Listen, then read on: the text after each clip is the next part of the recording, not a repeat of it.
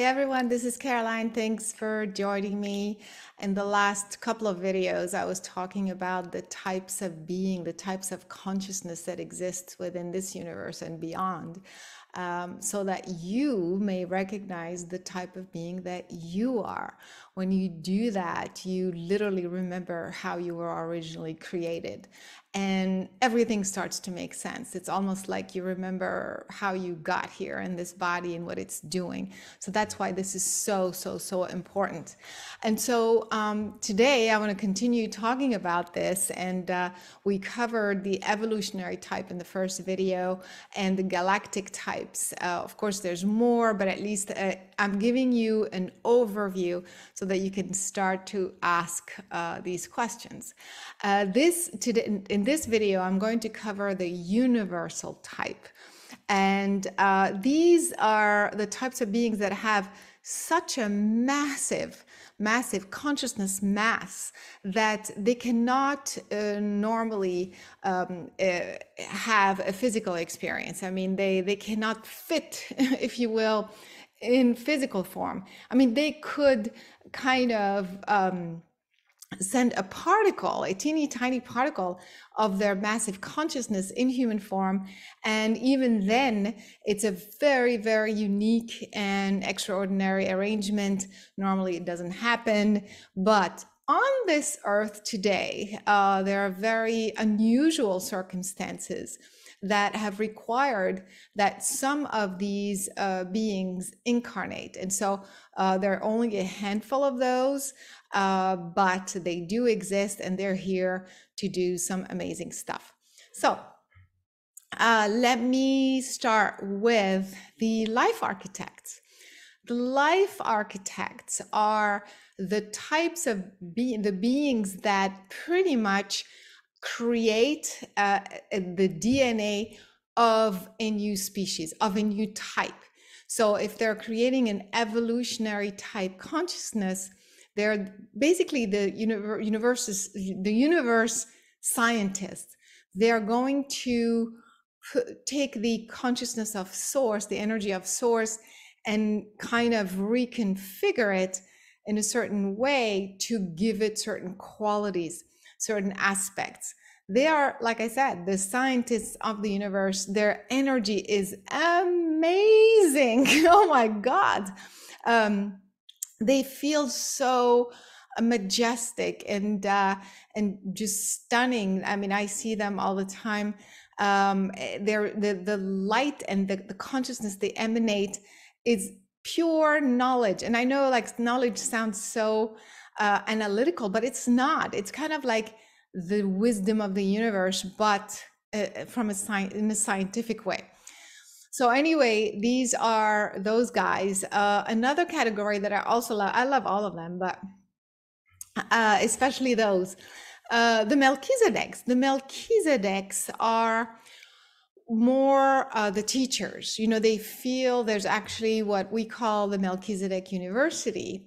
You know, on a universal level, it's a whole different experience. And so the Melchizedeks are the teacher, the spiritual teachers and storytellers, if you will, of the universe. So they embody pretty much the story, the history of the entire universe, and the spiritual kind of quality of how this history is evolving. And so usually when they interact with humans, or if they were to incarnate, they're going to help with spiritual teachings. They're usually a teacher, a very wise person, and that is they emanate this majestic kind of energy of wisdom and teaching. The next category is the universal teachers. Of course, I just said the Melchizedeks are teachers, but it's more on a spiritual, they're spiritual, it's the spiritual energy, nature of the universe. But the universal teachers is pretty much it's also, there are also teachers, it's also the embodied wisdom, but it's more on an, I don't know how to describe it, administrative perspective, which means how a universe should be organized, how education should be organized, how the energy should be dispelled, how the communication should be happening between species, how planets are created, and how they're interacting for a specific purpose. So it's more a little bit more mechanical, or I want to say administrative aspect of education. You know, I'm talking about energies that are universal and divine. This is all not human stuff. So you have to forgive me using a human language to try to describe these extraordinary beings and energies. So I hope you can relate to that. And again, all of this, it's for you to feel, to experience. This is not something, you know, you're going to remember intellectually or read in a book. I'm trying to convey those energies so that eventually you will feel them for yourself. Another category, of course, are what we call the divine sons. So the divine sons, there's divine son 1, divine son 2, divine son 3. Right now, I'm just going to group them as divine sons. And these are, I want to say, the closest, especially divine son 1, they're the closest configuration to the original creator of a particular universe. So let's say this local universe that we're in, the first divine son is going to embody the closest DNA of that source. And again, usually they assist in the reign of, you know, the you know, kind of the overall administration of the universe, like overseeing, like in a kingdom, you know, they're kind of the king, you know, like the king and the prince sort of thing like that. It sounds strange in a human language, but it's kind of like that. So it's kind of like the kingdom of heaven, you know. And so it's that original, the closest to the purest form of source.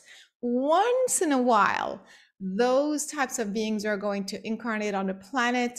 Actually, they do incarnate in different types of species for different reasons at different times.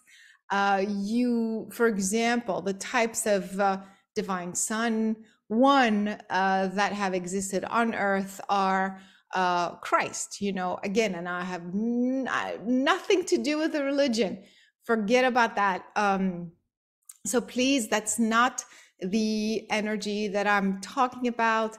It is a pure consciousness. It's almost kind of the purest way of existing in human form. That's what I mean by Christ.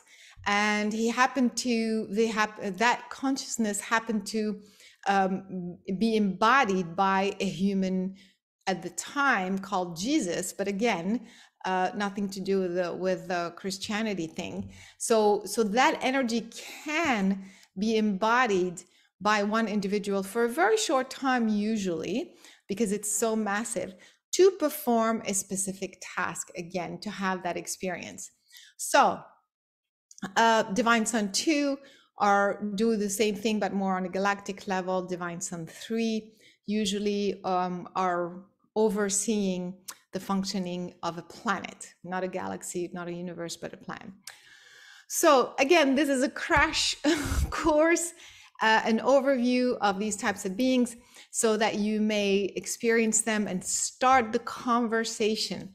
Open yourself up to the experience to try to recognize who you really are originally. So if you have not listened to the other videos, please go back. But basically the exercise is you put yourself in a bubble and then you put one type of being in a bubble in front of you. And so you create a bridge between your bubble and their bubble so that you are connected through this energetic bridge. And you start to feel, for example, let's put the life architect in that bubble.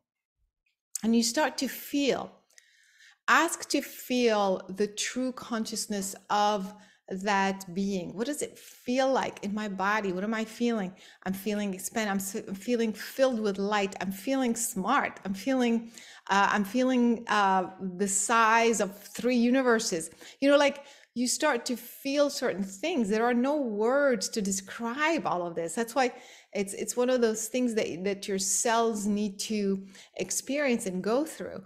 And so the more you experience, the more you'll start to recognize, is this me?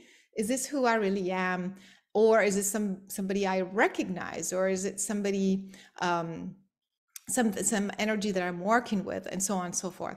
So you do this over and over with the different types of beings, and soon enough, you're going to start to recognize, to see yourself, who you really, really are originally in this human body. And I tell you, so many things will start to click. You're going to have downloads, you're going to have information as to why you're here, how you got here, what your energy can do. It's so, so, so amazing. So please try it. Don't forget to leave your comments and your questions. And I hope to see you next time. I hope you enjoyed this. Thanks so much.